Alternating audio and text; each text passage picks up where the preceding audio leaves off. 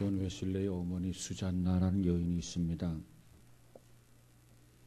그 수잔나라고 하는 여인은 참 훌륭한 어머니 중에 한 분으로 손꼽힙니다. 그런데 그녀도 한때는 행실이 바르지 못한 딸 때문에 고통스러운 시간들이 있었습니다.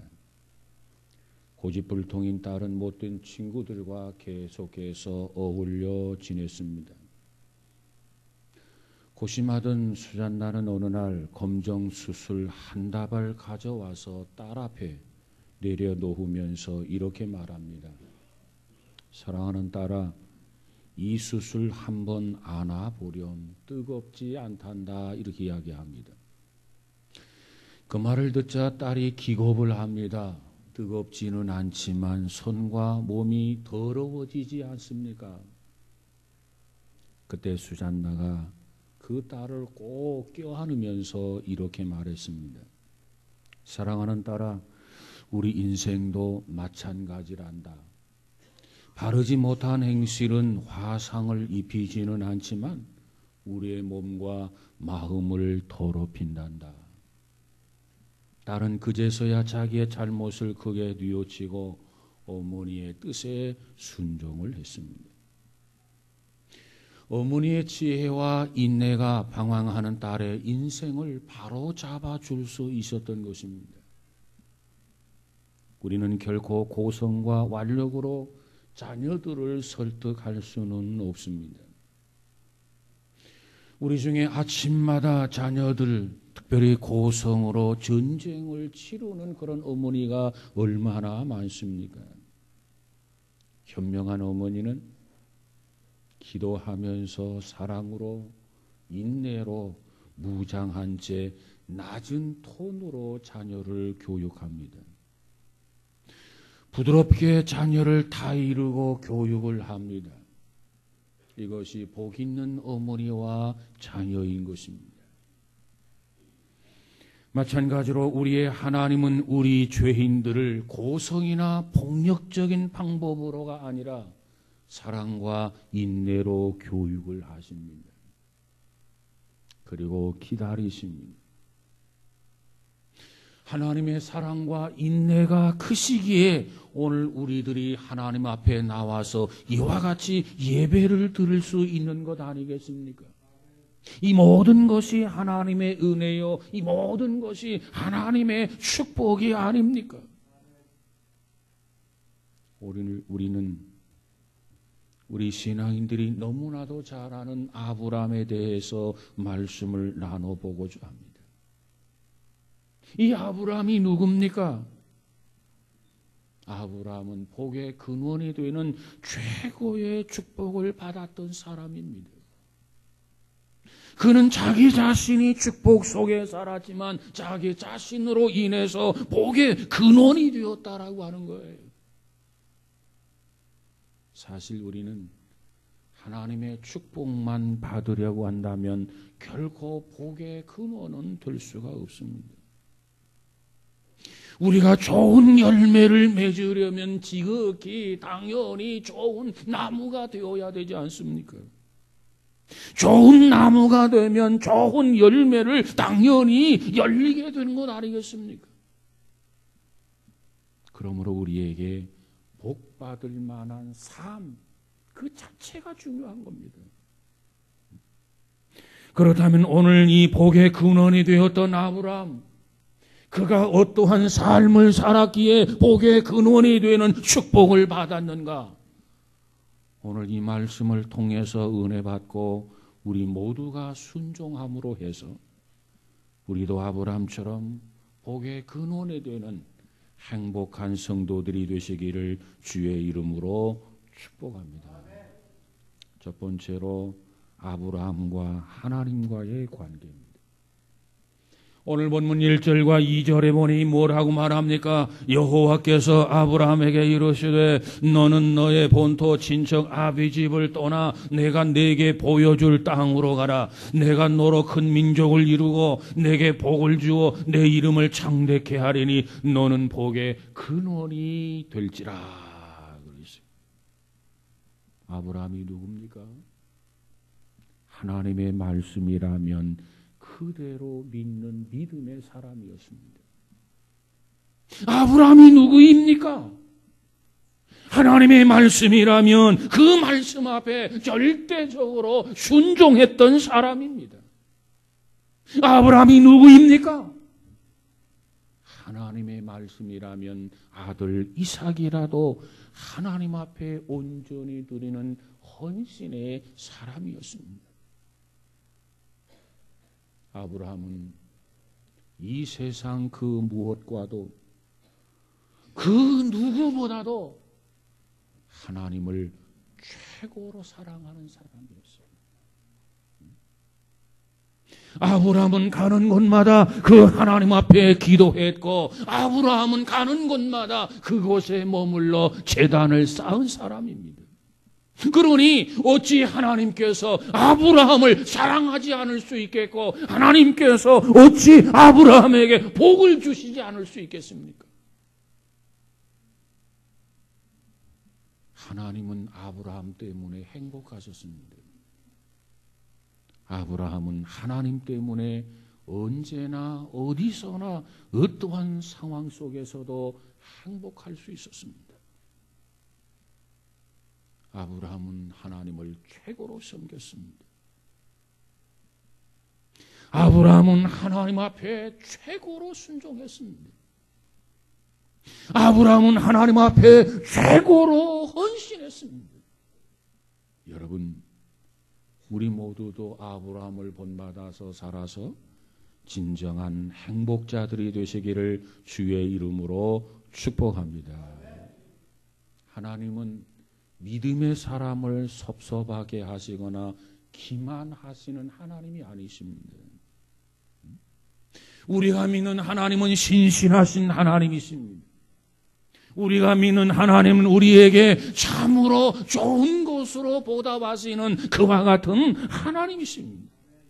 그렇다면 오늘도 예배를 드리기 위하여 몸전전에 나와서 하나님께 예배하는 우리 모두에게 하나님은 아브라함과 동일하게 행복하도록 축복을 부어 주실 줄로 믿습니다. 리더십에 관한 많은 글들로 유명한 존 맥스웰이라는 사람이 있습니다. 그분은 뭐라고 설명했냐면, 인간에게 있어서 격려는 영혼의 산소이다라는 말을 했어요. 우리 인간 세상에서 격려는 대단히 필요한 것이다. 우리에게 꼭 필요한 것이 있다면 그것은 바로 격려다 그랬어요. 왜 격려가 필요하느냐? 격려는 우리에게 힘을 북돋아 준다는 겁니다. 그래서 격려가 필요하다.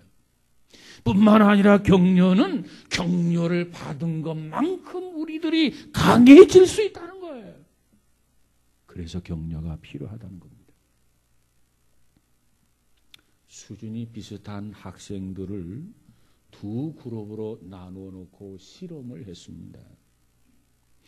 한쪽 그룹에는 똑같이 10문제를 내주고 10문제를 풀게 합니다. 그리고 채점도 하지 않은 채 그 그룹을 향해서 너희들은 10문제 중에 7문제를 풀었다, 이렇게 이야기를 해줘요. 아니, 10문제를 내주고 채점을 하지 않았어요. 그리고 10문제 중에 너희들은 7문제를 맞췄다, 이렇게 이야기를 해주었어요. 그런가 하면 또 다른 한 그룹을 향해서는 역시 10문제를 주고 그리고 채점하지도 아니하고 너희들은 10문제 중에 7문제가 틀렸다, 이렇게 설명합니다. 아니, 채점도 하지 아니하고 한 그룹에게는 너희들이 10문제 중에 7문제를 맞췄다. 그리고 또 다른 그룹에는 채점도 하지 아니하고 너희들은 10문제 중에 7문제가 틀렸다. 무조건 한 그룹은 격려를 하고 그리고 또 다른 한 그룹은 무조건 비난을 한 것입니다. 그리고 나서 다시 10문제를 풀도록 해줍니다. 그런데 격려를 받았던 그 그룹이 채점도 하지 아니하고 10문제 중에 7문제를 맞췄다 하면서 칭찬하고 격려했던 그룹이 그렇지 못한 그룹보다도 성적이 월등히 나아지더라는 거예요. 여러분, 이것을 수차례 반복해서 실험을 해서 얻은 결과가 뭐냐? 그것은 바로 이 격려를 받은 것만큼 더 강해지고 격려를 받은 것만큼 더 성장하더라는 결론이에요. 여러분, 사람은 격려를 받은 것만큼 강해질 수 있습니다. 우리 모두가 서로 격려하며 사십시다. 우리 모두가 서로 칭찬하며 사십시다. 그러면 놀라운 변화를 경험하게 될 줄로 믿습니다. 세상은 참으로 힘든 세상입니다. 어린아이는 어린아이 나름대로 힘든 세상이고요.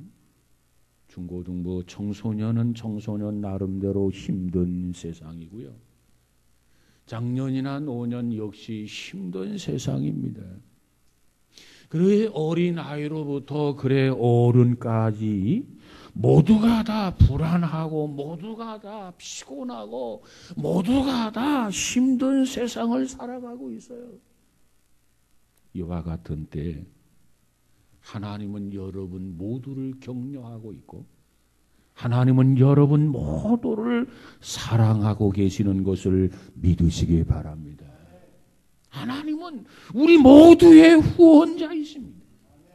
하나님은 우리 모두의 든든한 지원자이십니다. 하나님이 우리에게 뭐라고 말씀하느냐? 너는 강하고 담대하라. 내가 불 가운데로 지날 때도 불이 너를 사르지 못할 것이고 내가 물 가운데로 지날 때도 물이 너를 침몰하지 못할 것이다. 너는 강하고 담대하라. 누구의 말입니까? 전능하신 하나님의 말씀이에요. 여러분, 이렇게 좋으신 하나님, 우리와 함께 하신 하나님, 아브라함처럼 그 하나님 앞에 예배드리고 아브라함처럼 그 하나님 앞에 기도하고 아브라함처럼 그 하나님 앞에 순종하고 아브라함처럼 그 하나님 앞에 헌신하면서 아브라함처럼 살아가는 복의 근원이 되는 행복한 성도가 되시기를 주의 이름으로 축복합니다. 두 번째로 아브라함과 사람들의 관계입니다. 오늘 본문 3절에 보니까 너를 축복하는 자에게는 내가 복을 내리고 너를 저주하는 자에게는 내가 저주하리니 땅의 모든 족속이 너로 말미암아 복을 얻을 것이니라 하신지라 그랬어요. 아브라함은요 가족들을 지극히 사랑했습니다. 그의 아내와 자식들을 지극히 돌보았습니다. 아브라함은 자기 조카 롯을 아들처럼 양육하고 큰 기업인으로 이렇게 키워줬습니다. 아브라함은 조카 롯에게 좋은 땅, 기름진 땅, 헤브론 땅을 양보했습니다. 소돔과 고모라의 유황불에서 구원받도록 끝까지 하나님 앞에 기도를 드렸습니다. 자신의 군사 318명을 이끌고 포로로 잡힌 롯을 위험을 무릅쓰고 구출하지 않습니까? 그리고 아브라함은 그의 종 엘리에셀을 종처럼 생각해도 되는데 종처럼 여기지 아니하고 아들처럼 여겼습니다. 그저 믿음으로 인격적으로 대해 주었다 그 말이에요. 그래서 아브라함은 종을 신뢰하고 그 종으로부터는 존경을 받는 칭찬을 받는 그런 인물이 누구냐? 그것이 곧 아브라함이었습니다. 뿐만 아니라 아브라함은 지나가는 나그네를 가족처럼 여기면서 그를 대접하고 그를 섬겨주었습니다. 이처럼 아브라함은 나그네를 대접하다가 전사를 대접하게 되고 전사를 대접해서 아들 이삭을 낳는 하나님의 축복을 받게 되는 것이 아닙니까? 이처럼 아브라함은 어디를 가든지 자기 동족은 물론이거니와 이방인들로부터 존경과 사랑받는 삶을 살았습니다. 모든 사람과 좋은 관계를 맺었습니다. 가족은 물론이거니와 이 종과의 관계, 그저 자기 동족은 물론이거니와 이방인과의 관계, 나그네와의 관계, 모든 관계가 이 아브라함에게는 원만했습니다. 여러분, 모든 사람들을 복되게 하는 복의 근원으로 하나님을 보여준 삶을 살았던 것이 아브라함이었습니다. 오늘 우리가 아브라함을 본받아 살아간다면 얼마나 좋겠습니까? 오늘 하나님을 믿고 예수 믿는 성도들의 삶의 모습이 그가 가정에서나 그가 직장에서나 그가 사회에서나 그가 교회에서나 모든 사람과 관계가 원만해진다면, 대인관계가 원만해진다면 얼마나 좋겠느냐 그 말이에요. 그 관계를 통해서 하나님의 영광이 드러나지 않겠습니까? 여러분, 우리는 다른 사람에게 상처를 주는 자가 되어서는 아니 됩니다. 우리는 다른 사람으로 하여금 실족해 하는 그런 일을 해서는 아니 됩니다. 예수님이 말하기를 너희는 세상의 빛과 소금이라 그랬습니다. 여러분, 인생이란 다 누구나 다 외롭습니다. 진정으로 자기 마음을 나눌 수 있는 사람이 그리 많지 않아요. 어느 날은 믿을 수 있겠다 생각했는데 배신감을 가질 때도 있지 않습니까? 특별히 교회 안에서도 마찬가지요. 직장 안에서도 마찬가지요. 어떤 모임이나 단체에서도 마찬가지예요. 그때 우리는 실망하고 뭐라고 말합니까? 사람이란 원래 다 그런 거야 하면서 자조하기에 이르게 된 것입니다. 모든 관계가 오래 가지를 못해요. 좋은 의미에서 헤어지든 나쁜 의미에서 헤어지든 헤어지게 되어 있습니다. 아무리 사랑하는 사람이라 할지라도 죽음이 그들을 갈라놓을 수 있지 않습니까? 서로 사랑하는데 결혼하기 전에 서로 변심하여 헤어지기도 하지 않습니까? 뿐만 아니라 제3자로 인하여 서로 오해를 하게 되고 그 오해가 관계를 멀어지게 하는 것도 있지 않겠습니까? 이것이 인생이로구나 깨달으며 살아가는 것이 우리들이 아니겠습니까? 미국의 오리건주에 뉴호프 커뮤니티 교회가 있는데 그곳에 데일 켈러웨이라고 하는 단임 목사님이 계십니다.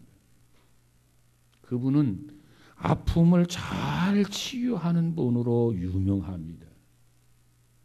게다가 본인 또한 이혼 경력이 있었던 목사님이셨습니다. 단란한 가정을 이루고 살았던 이 목사님 어느 날 갑자기 아내로부터 미리 준비된 이혼 서류를 전달받게 됩니다.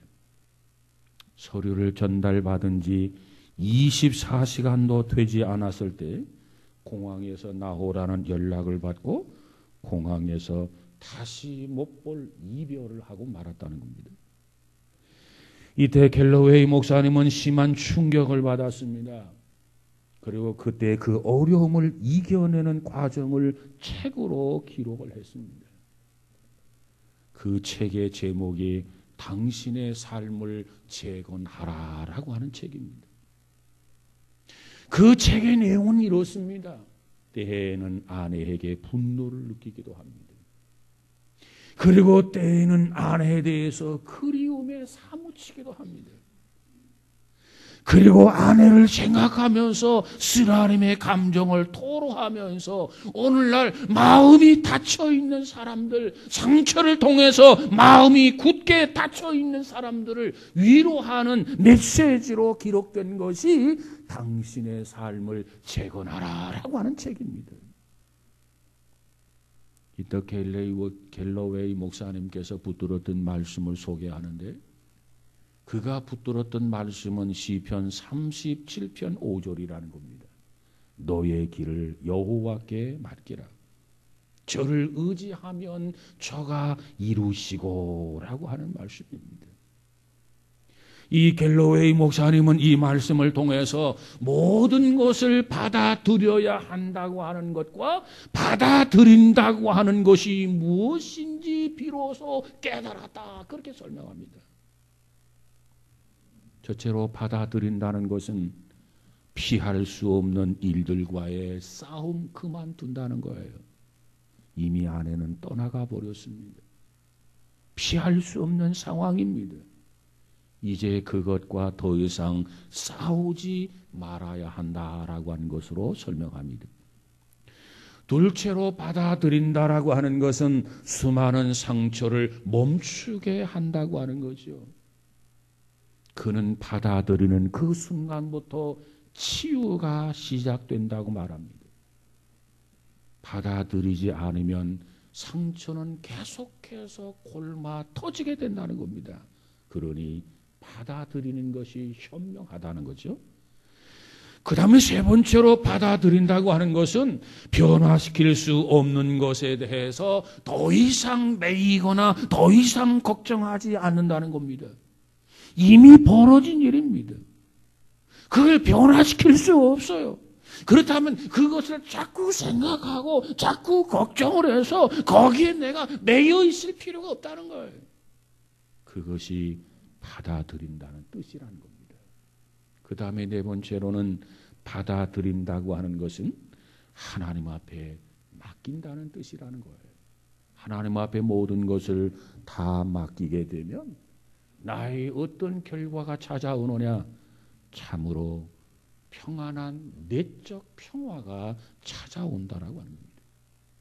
이 갤러웨이 목사님께서는 자기 아픔을 통해서 경험을 했는데 그 경험을 통해서 받아들인다고 하는 것과 받아들여야 한다고 하는 그 의미를 정확하게 깨달았다는 거예요. 자기가 그것을 받아들일 때 내적인 평화가 이루어지더라, 놀라운 사실을 발견했다는 겁니다. 누구도 힘들고 누구도 고통스러울 때 그 사실을 우리는 받아들여야 한다, 받아들이라고 하는 거죠. 갤러웨이 목사님이 이걸 강조해 주고 있습니다.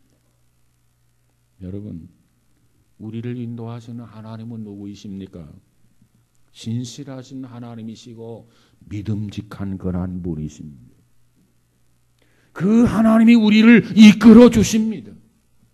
하나님은 결코 변심하거나 하나님은 결코 배신하는 법이 없으신 그와 같은 하나님이십니다. 그분을 믿고 그분을 신뢰하고 그분께 맡기면 참된 하늘의 평안이 우리 안에 충만해지게 될 줄로 믿습니다. 우리는 이웃을 사랑하고 이웃과 바른 인간관계를 맺어야 되겠습니다. 아브라함처럼. 그렇다고 한다면 우리는 어떻게 해야 되느냐? 하나님을 믿는 자녀들은 하나님을 사랑하듯 이웃을 사랑하라는 거예요. 예수님이 뭐라고 말합니까? 내가 너희를 사랑한 것 같이 너희도 서로 사랑하라. 그러면 내 안에 평안함이 주어지고 내가 행복한 사람이 될 수 있다는 겁니다. 그런데 사람들과 싸우고 사람들과 등을 돌리고 사람들에게 아픔과 상처를 주면 결코 행복할 수가 없습니다. 사랑하는 여러분, 우리 모두가 아브라함처럼 가족과 친척과 이웃과 모든 사람들과 화목한 화평한 삶을 살아가는 우리 모두가 되시기를 주의 이름으로 축복합니다. 그러려면 겸손과 섬김의 삶을 살아야 돼요. 겸손과 섬김의 삶을 살아야 화평해질 수 있어요. 이처럼 겸손과 섬김의 삶을 실천하면 존경과 칭찬받는 삶이 가능합니다. 그러면 하나님이 영광을 받으시고 우리 모두가 행복한 성도가 되게 될 줄로 믿습니다. 여러분, 지금까지의 여러분의 인간관계를 한번 점검해 보시기 바랍니다. 아브라함의 인간관계와 나의 인간관계를 한번 비교해 보시기 바랍니다. 무엇이 다른가? 무엇이 고쳐져야 하는가? 무엇을 바로 잡아야 할 것인가? 어떤 방향을 전환해야 할 것인가? 원하기는 이 시대의 아브라함과 같은 성도가 되어져서 아브라함처럼 복의 근원이 되는 행복자가 되시기를 주의 이름으로 축복합니다. 세 번째로 아브라함과 일을 생각해 보도록 하십시다. 오늘 본문 4절에 보니까 아브라함이 여호와의 말씀을 따라갔고 롯도 그와 함께 갔으며 아브라함이 하란을 떠날 때 그의 나이 75세였더라 그랬어요. 아브라함은 참 성실하게 일하는 사람이었습니다. 아브라함은 양떼를 잘 돌보는 사람이었습니다. 그래서 어디를 가든지 아브라함은 첫 번째로 우물을 팠습니다. 우물. 다시 말하면 아브라함은 개척하고 헌신하는 사람이었다는 것입니다.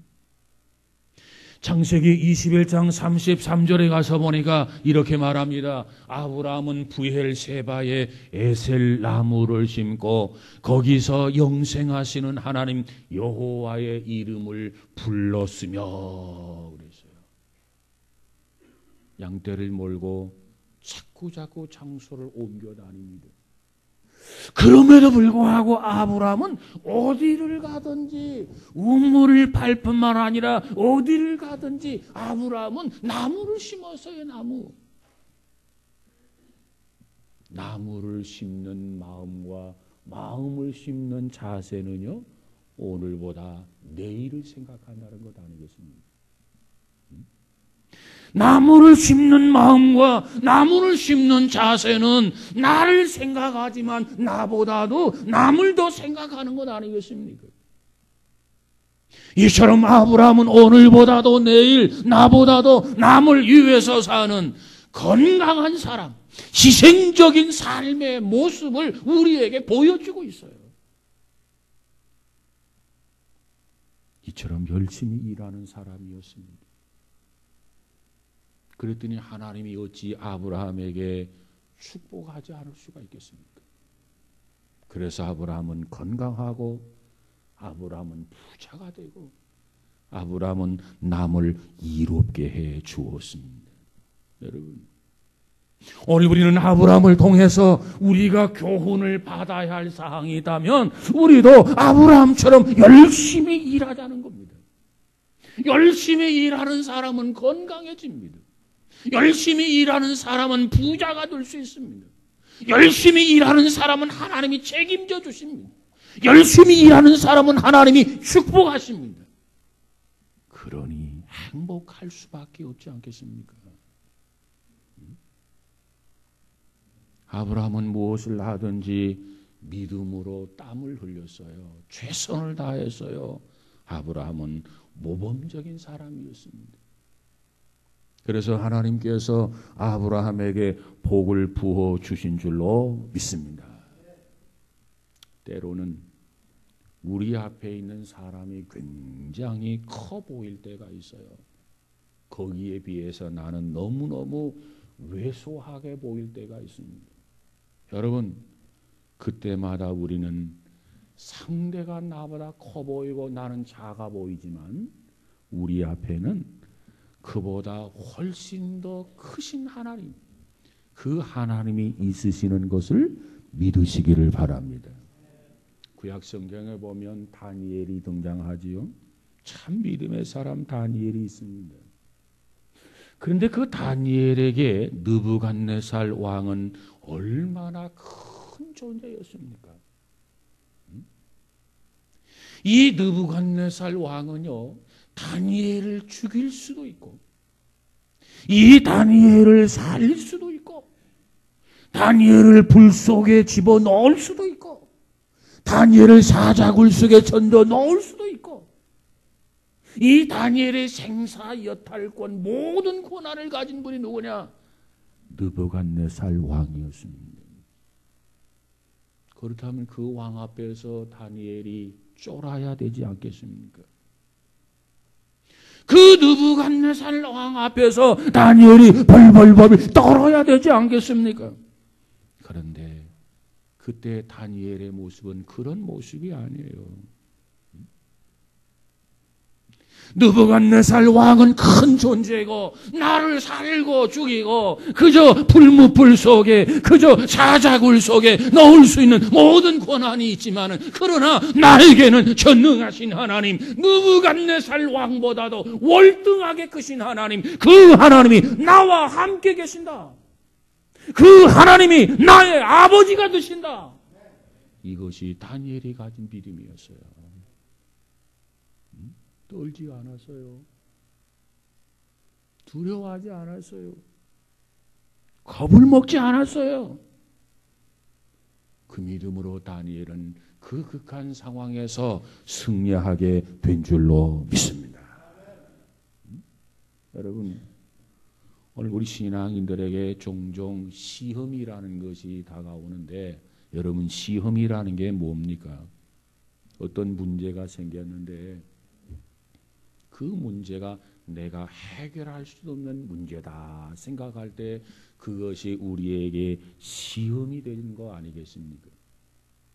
근데 그때마다 우리가 생각해야 할 것은 그 문제보다도 그 장애보다도 더 크신 하나님, 전능하신 하나님이 나와 함께 한다고 하는 것, 그거 믿는다면 그 문제, 그 장애가 하등의 시험거리가 될 수 없어요. 내 앞에 권력을 가지고 있는 사람이 있어요. 그분에 비하면 나는 너무나 힘이 없고 그분은 너무나 권력이 커 보여요. 그럴 때 우리는 어떻게 해야 하는가? 나는 왜소하고 그 사람은 커 보이지만, 그러나 그 사람보다도 더 높으신 하나님이 계시다. 그 전능하신 하나님이 계시다. 그걸 믿으면 그 시험 아무것도 아니에요. 하나님이 역사하셔서 우리로 하여금 승리하도록 축복해 주실 줄로 믿습니다. 우리에게는 하나님이 계시단 말이에요. 세상 끝날까지 내가 너와 함께 하리라 말씀하신 하나님, 이 순간도 우리와 함께 하신 하나님, 이 순간도 졸지도 아니하시고 주무시지도 아니하며 불꽃 같은 눈으로 우리를 지켜보고 계시는 하나님, 그 하나님이 내 편이시요, 그 하나님이 나의 우군이요, 그 하나님이 나의 힘이 되신다는 겁니다. 그걸 믿는다면 뭐가 문제가 될 수 있겠습니까? 여러분, 우리는 그 하나님이 나와 함께 하시는 것을 믿으시고 그 하나님만을 바라보시고 그 하나님으로 인하여 승리하는 우리 모두가 되시기를 주의 이름으로 축복합니다. 그러면 여러분이 하는 일, 하나님께서 크게 아브라함에게 축복한 것처럼 축복하게 하실 것입니다. 번성하게 하실 것입니다. 형통하게 하실 것입니다. 그리고 축복의 통로가 되도록 역사해 주실 줄로 믿습니다.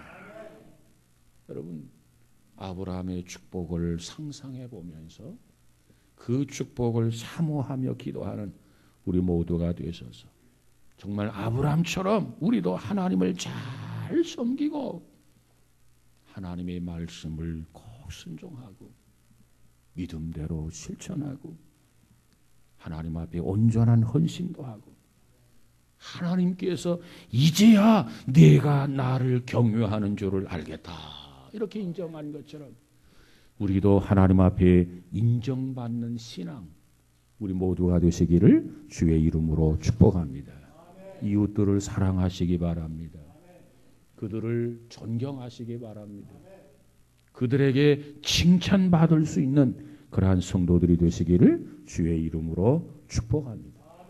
어떤 일을 감당하든 그 일을 최선을 다하셔서 아브라함처럼 복의 근원이 되는, 축복의 근원이 되는 참으로 행복한 성도들, 복 있는 우리 모두가 다 되셔서 하나님이 여러분을 통해서 큰 영광을 받으시는 이 시대의 복의 근원이 되는 귀한 은혜가 있어지기를 주의 이름으로 축복합니다.